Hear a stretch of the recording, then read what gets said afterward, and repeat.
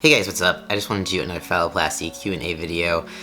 I've done a few of these in the past, so if you don't find the answers to the question you might be wondering, maybe go back to the other videos and check those out. And if you still don't, feel free to leave another question down below or look out for when I ask questions for the next Q&A video. I just went to the community tab on YouTube and asked what questions you guys might want me to cover. So I'm just gonna go through those one by one and try not to make this video incredibly long, but also get enough information out there to answer your questions. So yeah, I'm just gonna go straight from the first to the last in order and answer as honestly as possible. Question number one. Are you able to climax through vaginal sex with a woman while having penetrative cis-normative sex? This is a great question to start off with.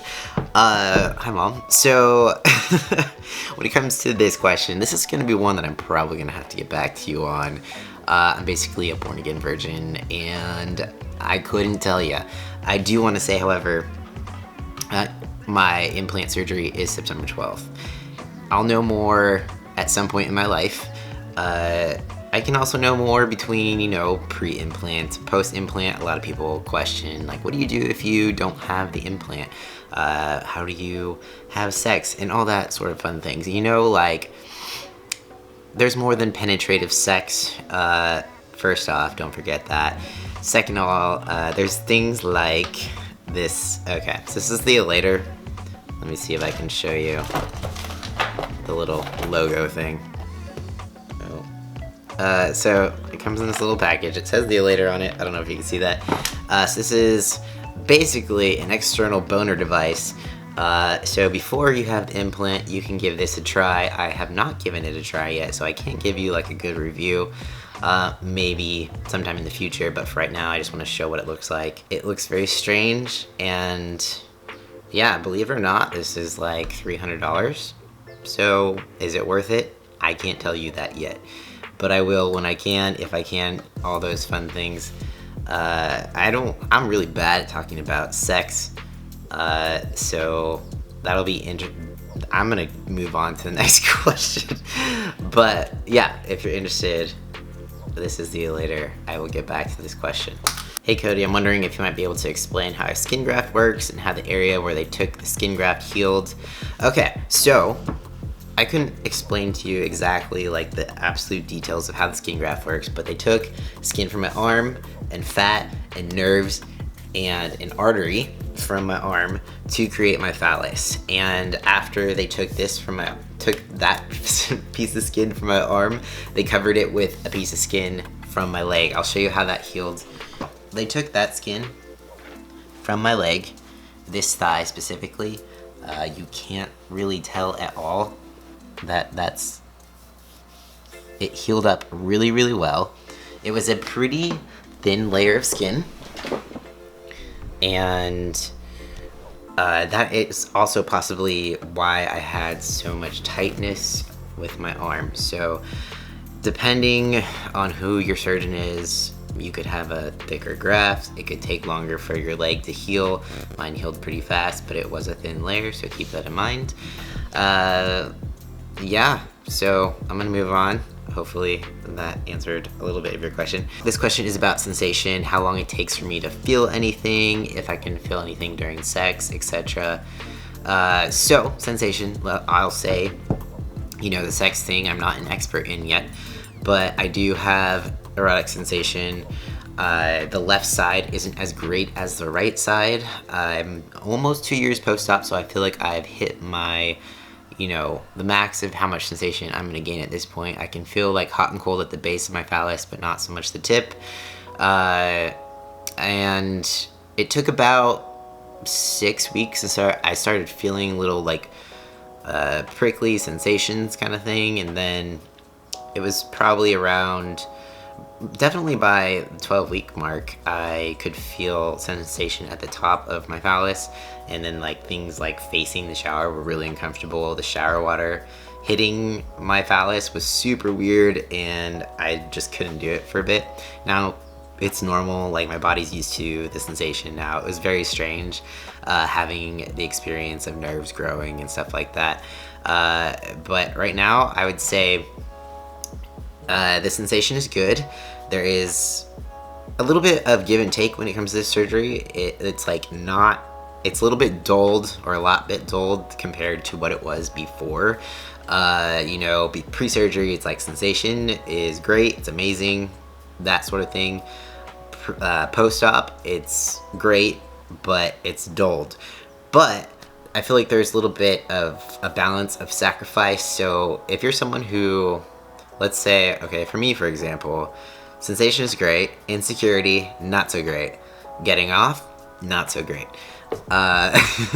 So it kind of balances it out, where now I'm aligned, things are, you know, connecting with my brain, I don't feel as self-conscious, therefore, to me, like, the sensation sacrifice is worth it, and it balances out, because, you know, when you feel really self-conscious about something, it's not so great feeling. So think about it.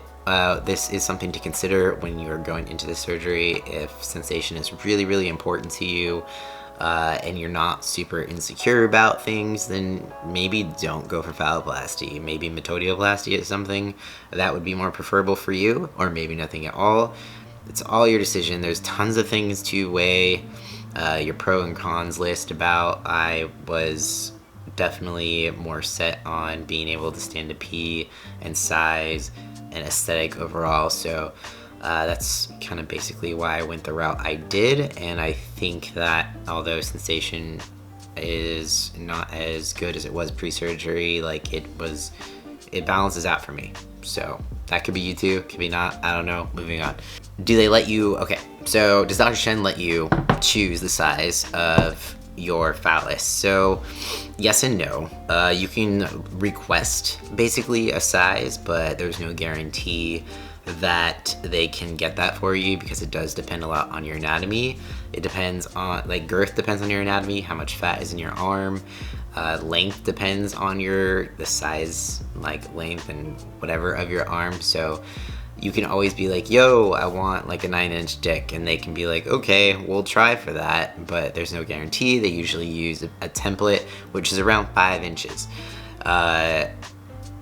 If you want to go smaller, if you're like, I think 5 inches is too long to have in my pants while I'm flaccid all the time, I would prefer a 3 to 4 inch.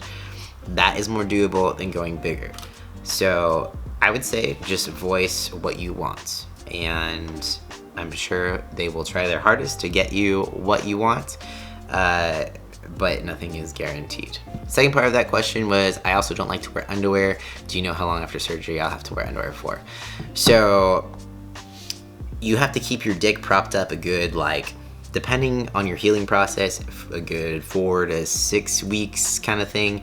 So it has to stay supported for good blood flow. So you're gonna have to be in underwear for, I'd say, at least a month. Letting things hang tends to cause some swelling, cause more circulation issues. But like I said, it is very individual. Some people heal faster than others. So yeah, there's also kind of a time period where you have to get used to the weight of the phallus. So like, supportive underwear feels nice. I'm a lot more comfortable in basically just I mean, I'm not walking around with no underwear on, but it doesn't feel heavy or anything anymore. It feels a little bit heavy at first, where you're like, oh, I need some underwear that really like supports this, but it doesn't feel that way anymore. So it's really up to you after you hit that mark of, you know, where Dr. Chen's like, okay, you don't need to support your phallus anymore, you're free to freeball it. If you were to redo everything, would you still have UL in stage 1, or do you think waiting till stage 2 for UL would have lowered your complications? So UL, meaning urethral lengthening, and I don't think it would have lowered my complications. I mean, I think that I would still do it all in one stage. It's really individual, depending on how you heal, how you scar. So many factors play into it. Being that I was in a job that I was at the time, I couldn't really afford to have more than 2 stages, which is kind of funny. I ended up having like 1 million surgeries anyway. But yeah, I feel like I would also be too dysphoric having phalloplasty and then not being able to stand to pee afterwards. So maybe I'm just impulsive, but I actually was fond of getting a lot done at once. But I think, you know, that's your decision and up to your surgeon. If your surgeon is like definitely very, very sure that you'll have less complications staging out the urethral lengthening, then I would say give it a go.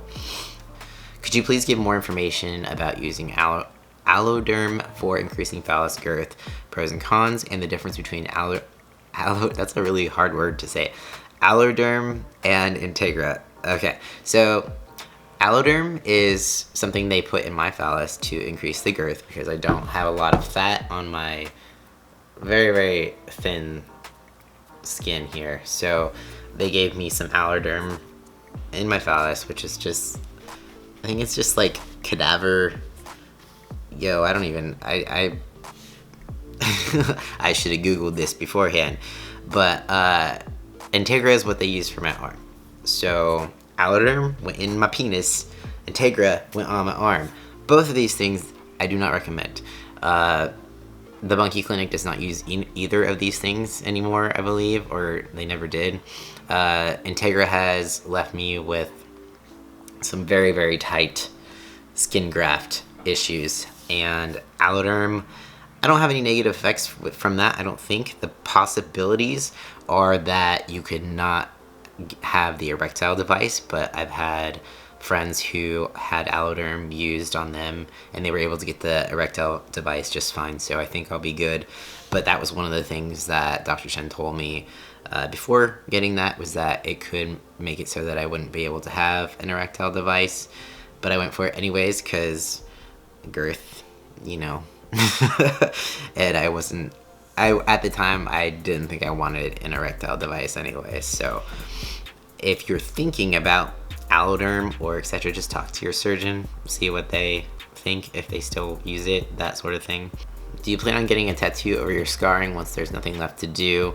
If so, would you take tattoo ideas from your subscribers? I would always take tattoo ideas for sure. I also do want a tattoo over my scar just because, like, I'm tired of people staring or asking me about it. I just want to be at that point where it's, you know, a non-issue. And yeah, you know, scars, they're memories, they remind you of how far you've come and all that, you know, stuff. But there comes a time when you're just like, all right, I'm over it. I had a scar and I would like to cover it up now. And I'm sure any tattoo that I cover it with is still going to be a reminder of, you know, how far I've come and stuff like that, especially if it's something that's meaningful. Which if I do tattoo over it, I need it to be something that means a lot to me. And of course, you know, money is a thing. So whenever I have enough money and whenever I have, you know, my fulfill of surgeries, I'm not sure if I'm done with this yet. So I don't want to screw up a tattoo that I spent a lot of money on if I have to have more surgery. But yeah, I would like to. Did the hair removal work once everything was in place? I'm debating ALT, but I know the hair removal is going to be bad. So yes, the hair removal did work, and I had electrolysis done for about 8 months previously before surgery, and I did twice a week for an hour, sometimes more. I would recommend starting like 2 years ahead of time. People don't talk about the hair removal aspect of it enough. The sooner you can start, the better, because your hair goes through different stages of growth, and you might have to have, you know, numerous sessions of electrolysis just to make sure that your hair follicle is dead and it is not going to regrow. So a lot of the times people think that their hair was removed, they're good to go, but the hair is still going to grow back. Even though an area has been cleared, it doesn't mean that it's going to stay cleared. So yeah, start your hair removal early, and electrolysis is the only form of permanent hair removal that actually works. Laser and all that stuff, it works on certain hair types better than others. Like I think like darker hair, it works better for. But according to my electrolysist,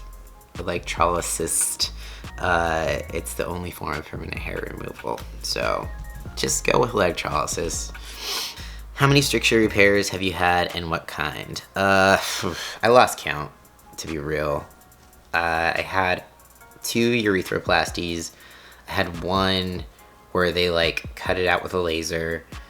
I had the amniotic membrane injection fix, and that was the last one I had, and it worked. So amniotic membrane or it was a scar modulator injection. I am butchering this whole question. Are you self-conscious about what the surgeons were able to create for you? Do you have any regrets or anything you would do differently if you could start over? First of all, if I ever regret anything, I will let you know.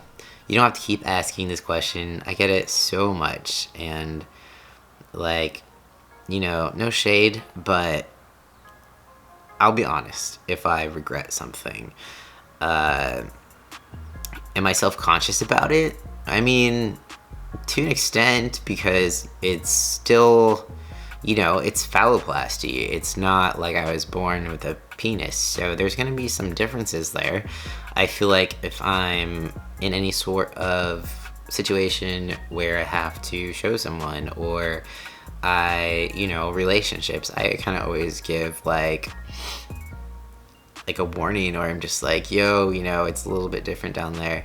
But am I self-conscious to the point where I'm like, this is a bad phalloplasty job? No.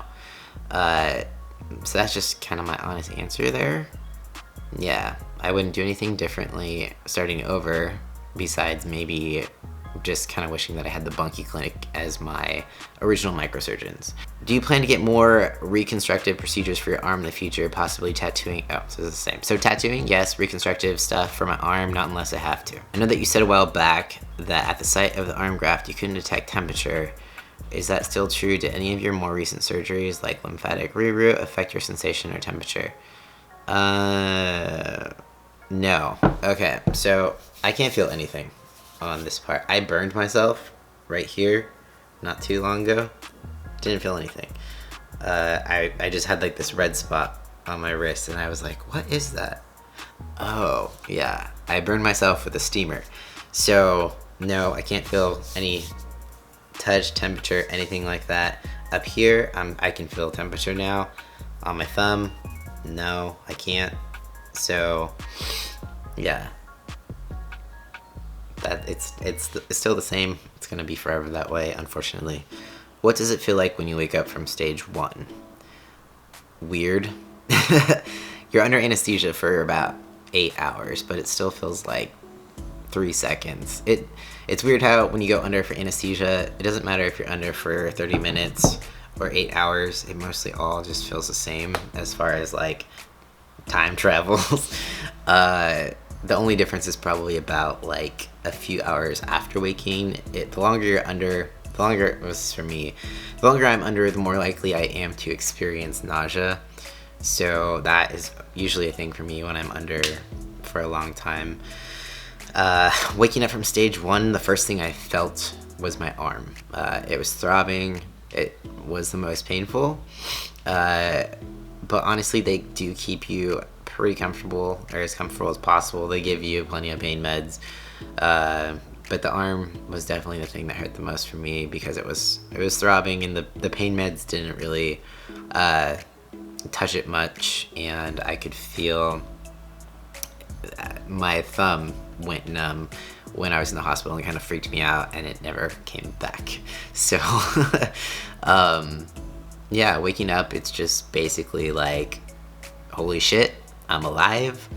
Holy shit, my arm is throbbing, and I have a penis. So that's basically it.